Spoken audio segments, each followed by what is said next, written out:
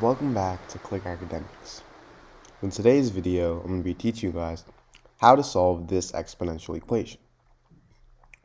So we have 81 to the power of x equals 27 to the power, we have 81 to the power of x minus 27 to the power of x equals 0. Now what I'm first going to do is I'm going to change 81 to 3 to the power of 4. So I'm going to replace 81 with 3 to the power of 4. So now we have 3 to the power of 4 to the power of x minus, now I'm going to change 27 to 3 to the power of 3. So now we have 3 to the power of 3 to the power of x. And this is equal to 0. Now, if we have something in the form a to the power of m to the power of n, this is actually equal to a to the power of m times n. Meaning 3 to the power of 4 to the power of x, well, this would equal 3 to the power of 4 times x, or we could also write that as 4x. Minus, now we're going to do the same thing over here. 3 to the power of 3 to the power of x. This is the same thing as 3 to the power of 3 times x, which is simply just 3x. Now this is equal to 0. Now I'm actually going to add 3 to the power of 3x on both sides.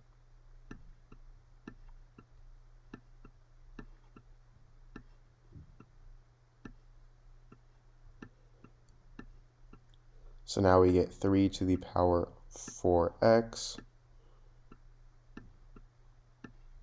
These two cancel out. Equals 3 to the power of 3x. Now, because these two bases are the same, this also means that the exponents here are the same as well. Because if we have a to the power of b equals a to the power of c, this means that b is equal to c. Meaning 4x is equal to 3x. So now if I divide by 3 on both sides, I get 4 over 3x is equal to x.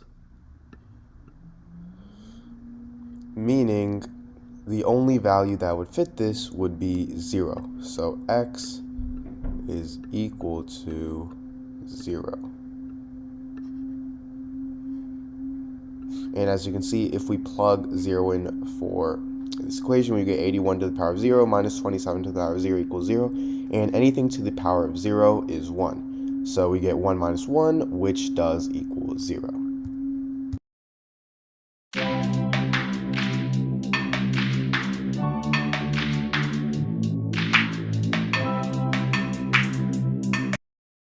Hey guys, welcome back to Click Academics.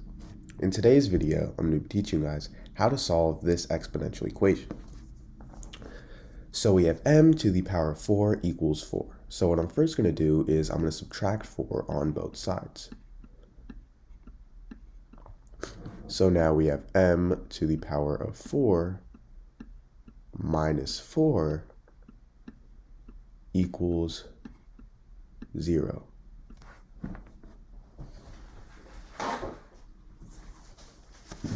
So now what I'm going to do is I'm going to change m to the power of 4 to m squared to the power of 2. Because remember, if we have something in the form a to the power of m to the power of n, this is equal to a to the power of m times n. So what I did was I changed m to the power of 4 into the form a to the power of m to the power of n. And we're going to subtract this with, I'm going to change 4 to 2 squared. And this is equal to 0. Now, if we have something in the form a squared minus b squared, this is actually equal to a plus b times a minus b. So in this case, a squared, well, a would be m squared, and b, this would be 2. So if we plug these into this form, we would get m squared plus 2 times m squared minus 2. And this is equal to 0. And now we have two equations. We have m squared minus 2 equals 0. And we have m squared plus 2 equals 0. So let's first start with m squared minus 2 equals 0. So I'm going to write that right here.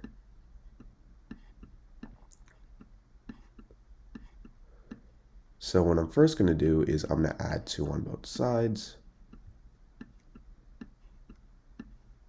So we get m squared is equal to 2. So now if I take the square root on both sides, I get m is equal to positive or negative 2. So these are two solutions. Now let's go ahead and do m squared plus 2. So if I subtract by 2 on both sides, I get m squared equals negative 2. Now if I take the square root on both sides, I get m is equal to the square root of negative 2. Well, the square root of negative 2, this is the same thing as the square root of 2 times the square root of negative 1.